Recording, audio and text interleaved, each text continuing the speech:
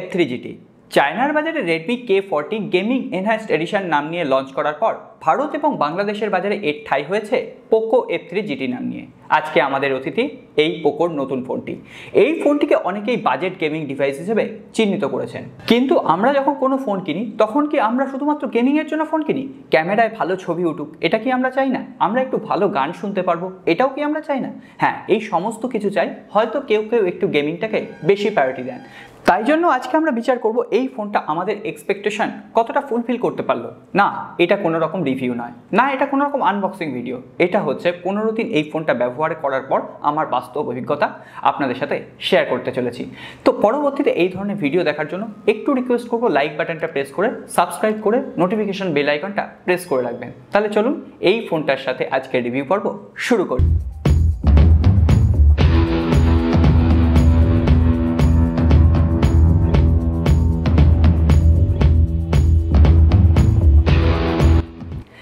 একটা ফোন যখন আমরা বাক্স থেকে বের করি প্রথমেই আমাদের চোখ যায় ফোনটা দেখতে কেমন। অলরেডি আপনারা বিভিন্ন টিজার পেজে বিভিন্ন ভিডিওতে এই ফোনটা দেখতে কেমন সেটা দেখে নিয়েছেন। আমি শুধু একটা উদাহরণই দেব। এই যে ডিজাইনটা সেটা কারোর জন্য খুবই ভালো লাগবে, কারোর জন্য ভালো লাগবে না। ধরুন আমরা অনেকেই ফর্মাল ড্রেস পছন্দ করি, আবার কেউ এমন আছেন যারা একটু স্টাইল মারার জন্য জিন্স বা টি শার্ট বা অন্য কোনো রকম ড্রেসিং করতে বেশি পছন্দ করেন। হ্যাঁ, যারা এই ধরনের রকবাজি করতে ভালোবাসেন তাদের জন্য এই রকবাজি ফোন Poco F3 GT। আপনারা যারা সোবার লুক চান ফোনের ক্ষেত্রে তাদের জন্য এই প্রাইস রেঞ্জে Oneplus Nord 2 আমার দেখতে বেটার লেগেছে, কিন্তু হ্যাঁ এই ফোনটাও আমার একদমই খারাপ লাগেনি। এরপর আমরা চলে আসবো এই ফোনটার ওজন কত, কারণ আমরা যখন ফোনটা হাতে নেব আরও একটা জিনিস আমাদের চোখ যায়, সেটা হচ্ছে ফোনটার ওজন। এই ফোনটার ওজন 206 গ্রাম। এই ফোনটার ইন্টারনাল কনফিগারেশন এবং এই ফোনটার বিল্ড কোয়ালিটি যদি আমরা ভালোভাবে দেখি তাহলে 206 গ্রাম ওজন মেনে নেওয়াই যায়। এই ফোনটার সামনে এবং পেছন দুদিকেই রয়েছে কর্নিং গরিলা গ্লাস 5 প্রোটেকশন। এছাড়াও এই যে ফ্রেমটা দেওয়া হয়েছে সেই ফ্রেমটা কিন্তু মেটালের। এই প্রাইস রেঞ্জে আপনি আর কোনো ফোন দেখাতে পারবেন না যেখানে মেটাল ফ্রেম দেওয়া হয়েছে, কর্নিং গরিলা গ্লাস 5 প্রোটেকশন দেওয়া হয়েছে। সুতরাং প্রোটেকশন বলুন, বিল্ড কোয়ালিটির দিক থেকে এই ফোনটা সবার শীর্ষে জায়গা করে নেবে। এরপর ফোনটার ডিসপ্লে কোয়ালিটি নিয়ে কথা বলবো। ফোনটায় রয়েছে 6.67 ইঞ্চি full HD plus full view super AMOLED display. HDR10+ এর সাপোর্ট রয়েছে। এছাড়াও এখানে 10 বিট কালার সিস্টেম দেওয়া রয়েছে, যেটা ডিসপ্লের আকর্ষণীয়তাকে আরও বাড়িয়ে দিচ্ছে। তবে এখানে কালার এনহ্যান্সমেন্ট ফিচার্স দেওয়া রয়েছে, যেটা আপনি যদি অন করে দেন, হ্যাঁ ব্যাটারি একটু বেশি খাচ্ছে তবে ডিসপ্লের যে কালারগুলো আরও পাঞ্চি করে দিচ্ছে। আপনি যে কোনো অ্যাঙ্গেল থেকে ডিসপ্লেটাকে দেখুন, অবশ্যই আপনি এনজয় করবেন। মাল্টিমিডিয়া এক্সপিরিয়েন্স দারুণ ছিল। তবে হ্যাঁ, ডাইরেক্ট সানলাইটে আমি ডিসপ্লেটাকে ইউজ করে দেখেছি, কিছুটা ডাল লাগে। আমার মনে হয়েছে আরও একটু যদি ব্রাইটনেস আমরা পেতাম। এই প্রাইস রেঞ্জে আমি কিন্তু বেটার ব্রাইটনেস পেয়েছি OnePlus Nord 2 তে, এবং এটা কিন্তু খুব একটা আপনার জন্য ডিল ব্রেকার হবে না। এছাড়াও এর ডিসপ্লেতে রয়েছে 120 হার্জের রিফ্রেশ রেট, 480 হার্জের টাচ স্যাম্পলিং রেট। এটা কিন্তু সত্যিই ফিল করা যায়। এই ডিসপ্লের যে স্মুথনেস, আপনি যখন স্ক্রোল করবেন অনবদ্য একটা ফিলিংস আসছে। এর সঙ্গে সঙ্গে আপনি যে গেমিংগুলো করছেন সেখানেও কিন্তু বেশ কিছুটা অ্যাডভান্টেজ পাওয়া যাচ্ছে। প্রথমত গেমিংয়ের ক্ষেত্রে অ্যাডভান্টেজ পাওয়া যায় এর যে কালার এনহ্যান্সমেন্ট ফিচার্স সেটাতে। এছাড়াও এখানে যে টাচ স্যাম্পলিং রেট ইউজ করা হয়েছে, যখন আপনি অ্যাপ্লিকেশনগুলো ওপেন করতে যাবেন সেগুলো বেশ স্মুথলি স্ক্রল করে। অবশ্যই এই ব্যাপারটায় পোকোকে প্রশংসা জানাতে হয়। এরপরে ডিসপ্লের একটা ছোট্ট প্রবলেমের কথা বলি। ডিসপ্লে যখন ডার্ক মোডে থাকে, আপনি যখন ডার্ক মোডে গুগলের যে সিস্টেমটা সেটা ইউজ করবেন তখন দেখবেন আপনার বাঁ দিকে একটু হলেও হোয়াইটিশ বা অ্যাশ কালারের একটা শ্যাডো আসছে, অন্য দিকটা পুরোটা ব্ল্যাক। এটা আমার মনে হয় ডিসপ্লের একটা ইস্যু রয়েছে। হ্যাঁ, এটাও খুব একটা ড্রিল ব্রেকার হবে না, কারণ এই যে প্রবলেমটা সেটা যদি আপনার স্ক্রিনটা ফুল ব্রাইটনেস বা 100% ব্রাইটনেসে থাকে তবেই কিন্তু চোখে পড়ছে। আপনি ভালোভাবে দেখলে তবে সেটাকে বুঝতে পারবেন। আমার জানানো উচিত ছিল, তাই আপনাদের সাথে শেয়ার করে দিলাম। এরপর আমরা কথা বলবো এই ফোনটার বেশ কিছু অ্যাডভান্টেজ নিয়ে, যার জন্য এই ফোনটা সবার থেকে আলাদা হয়ে গেছে। প্রথমত আপনারা সকলেই জেনে গেছেন এই ফোনটার ট্রিগার ব্যাটন আছে। এই ট্রিগার ব্যাটনগুলোর প্লেসমেন্ট অসাধারণ ছিল। তবে এই ট্রিগার ব্যাটনগুলোকে লক করার জন্য নিচের দিকে আরও দুটো সুইচ দেওয়া হয়েছে। এই সুইচ দুটো জাস্ট আপনি প্রেস করে নিচে করে দেবেন আর ট্রিগার ব্যাটন দুটো অন হয়ে যাবে। অসাধারণ একটা ফিলিংস লাগছে। এছাড়াও ট্রিগার ব্যাটনগুলো যে টিকট্যাক ফিল দিচ্ছে না, সেটাও যখন গেমিং করতে যাবেন আলাদা একটা এক্সপিরিয়েন্স প্রোভাইড করছে। এছাড়াও এই ফোনটার যে হ্যাপটিক ফিডব্যাক সেটাও অসাধারণ।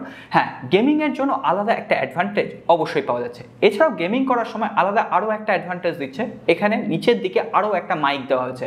অর্থাৎ এই ফোনটায় 3টে মাইক সিস্টেম দেওয়া রয়েছে, যেটা কিন্তু আপনার গেমিংয়ের সময় যখন আপনি মাল্টিপ্লেয়ারে বন্ধুদের সাথে কথা বলবেন আপনার ভয়েসকে আরও ক্লিয়ারলি ভাবে তাদের কাছে পৌঁছে দেবে।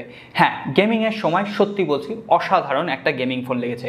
এছাড়াও গেমিংয়ের সময় আলাদা ভাইব তৈরি করার জন্য পেছনে দেওয়া হয়েছে RGB লাইট ঠিক ক্যামেরা সার্কেলের মধ্যে। এই ক্যামেরার যে RGBগুলো সেগুলো আপনি আপনার ইচ্ছে মতো চেঞ্জ করতে পারবেন। নোটিফিকেশন এলে এটা আপনি ব্লিঙ্ক করতে পারবেন, আপনার ফোন যখন আসবে তখনও এটাকে আপনি সেট করতে পারবেন।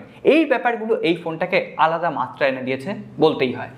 এই ফোনটাতে ইউজ করা হয়েছে মিডিয়াটেকের ডায়মেনসিটি 1200 প্রসেসর। অলরেডি 3-4টে ফোনে এই প্রসেসরটাকে কিন্তু আমি টেস্ট করেছি, এখানেও তার ব্যতিক্রম নয়, দারুণ পারফরমেন্স পাওয়া গেছে। এছাড়াও এই যে প্রসেসরটা, এটাকে আপনি নিয়ারলি ফ্ল্যাগশিপ লেভেলের প্রসেসর ধরতে পারেন। এখানে আপনি ডেইলি লাইফে যে অ্যাপ্লিকেশনগুলো ইউজ করেন সেগুলো স্মুথলি হ্যান্ডেল করতে পারছে। এছাড়াও আমি 1 ঘন্টার উপরে PUBG খেলেছি, তারপরে কোনো রকম ফ্রেম ড্রপ কিন্তু আমি লক্ষ্য করিনি। তবে হ্যাঁ, PUBG এখানে 90 FPS সাপোর্ট করে না। এছাড়াও এখানে আপনি আলট্রা এইচডিতে PUBG খেলতে পারবেন। যদিও বলে দিই, এখানে ওভারহিটিংয়ের সমস্যা অলরেডি পোকো কিন্তু স্বীকার করে নিয়েছে এবং পরবর্তী আপডেটে ওভারহিটিং যে হচ্ছে সেই ব্যাপারটা তারা সলভ করার কিন্তু একটা আশ্বাস দিয়েছে। যদিও আমি 1 ঘন্টার উপর PUBG খেলে মোটামুটি ওই 43 থেকে 44 ডিগ্রি পর্যন্ত এখানে তাপমাত্রা তুলতে পেরেছি, সেটা কখনোই আমি ওভারহিটিং বলবো না। এছাড়াও এই ফোনটার অ্যান্টুটু বেঞ্চমার্ক আপনি দেখতে পাচ্ছেন যে 5,96,000-এর আশেপাশে। আমি অন্যান্য যেগুলো মিডিয়াটেকের 1200 প্রসেসরের সঙ্গে ফোন ইউজ করেছি তার থেকে বেশি অ্যান্টুটু বেঞ্চমার্ক এসছে। এছাড়াও আমি এখানে থ্রটলিং টেস্ট করেছি, সেটাও ভালোভাবে পারফর্ম করেছে।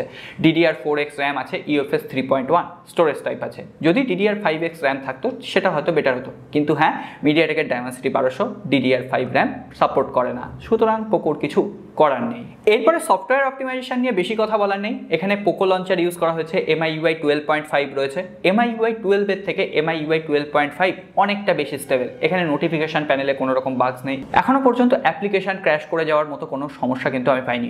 এছাড়াও এখানে দেওয়া হয়েছে অলওয়েজ অন ডিসপ্লে, এবং এটা কিন্তু ট্রু অলওয়েজ অন ডিসপ্লে। আপনি সারাক্ষণ এটাকে অন রাখতে পারবেন। আমরা রেডমি নোট 10 প্রো সিরিজের ফোনগুলোতে দেখেছিলাম 10 সেকেন্ড পরে এই অলওয়েজ অন ডিসপ্লে বন্ধ হয়ে যাচ্ছিল, এখানে সেই ধরনের কোনো রকম সমস্যা নেই। এছাড়াও নিত্য নৈমিত্তিক যে সমস্ত ফিচার্স আমাদের কাজে লাগে, টুইন অ্যাপ্লিকেশন, ডুয়েল স্পেস, এগুলো সমস্ত অ্যাভেলেবেল রয়েছে। এরপর আমরা কথা বলবো এই ফোনটা সাউন্ড কোয়ালিটি নিয়ে। সাউন্ড কোয়ালিটিতে এখানে দুটো স্পিকার সিস্টেম ইউজ করা হয়েছে, এবং একটা ওপরের দিকে একটা নিচের দিকে। এখানে যে আমরা এয়ারপিসে গান শুনি, অন্যান্য ফোনের ক্ষেত্রে আমরা এয়ারপিসেই দেখি আর একটা স্পিকার অ্যাড করে দেওয়া হয়েছে, এক্ষেত্রে কিন্তু সেটা হয়নি। এখানে দুটো আলাদাভাবে স্পিকার দেওয়া হয়েছে, এবং তার ফলাফল আমরা পাচ্ছি দারুণ ক্রিস্টাল ক্লিয়ার সাউন্ড। এর সঙ্গে সঙ্গে এই যে সাউন্ড কোয়ালিটি সেটাও যথেষ্ট ভালো ছিল, এবং বেসও ভালোভাবে পড়ছিল। আপনারা একটা সাউন্ড কোয়ালিটি নিয়ে নিন, তাহলেই বুঝতে পারবেন।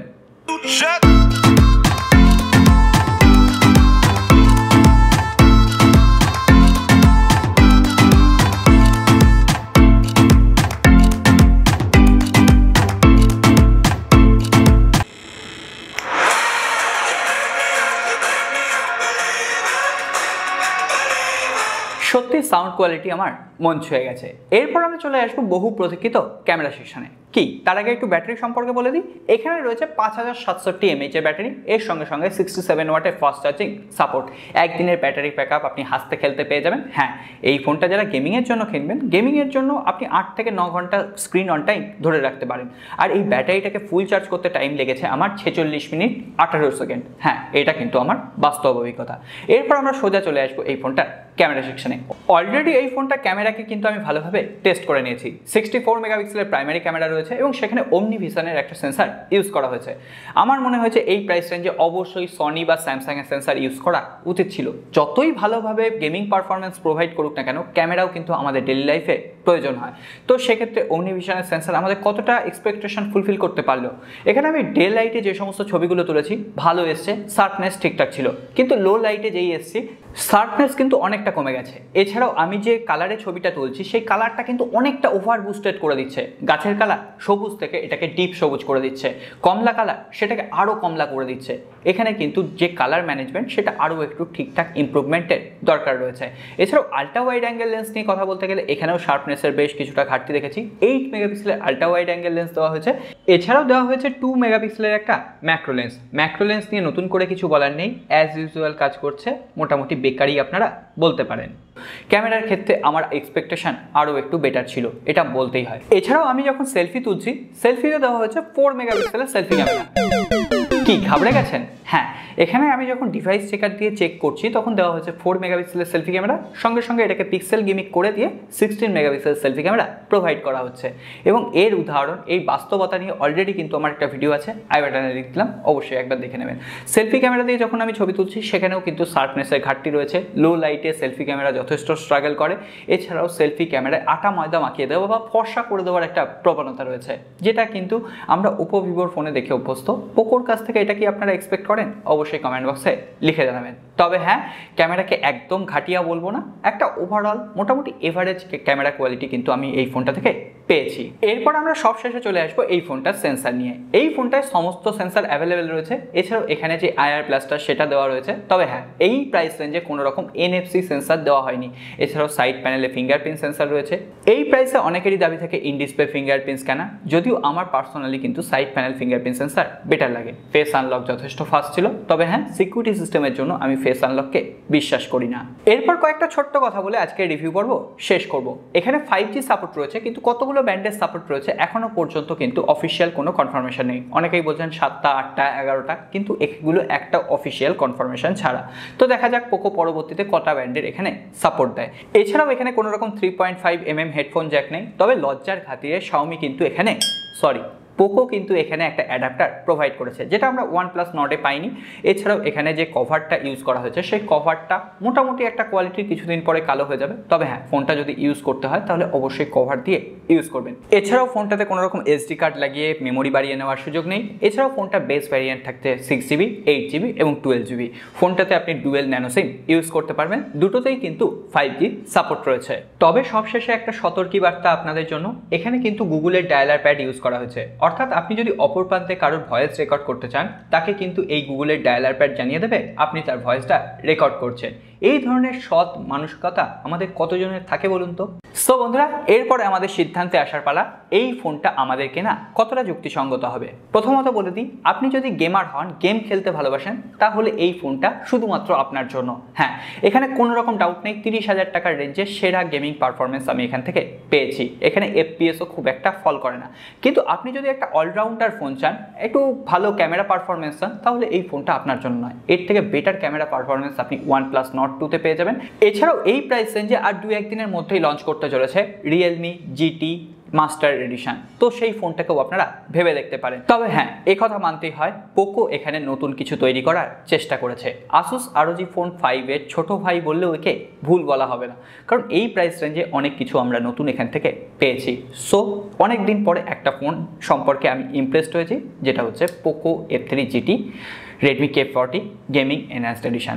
আশা করছি রিভিউটা ভালো লাগবে। যদি ভালো লেগে থাকে লাইক করবেন, কমেন্ট করবেন, বন্ধুদের সাথে শেয়ার করবেন, আর নতুন বন্ধুদের সাবস্ক্রাইব করে বেল আইকনটা অবশ্যই প্রেস করে রাখবেন। দেখা হবে আগামী কোনো রিভিউতে।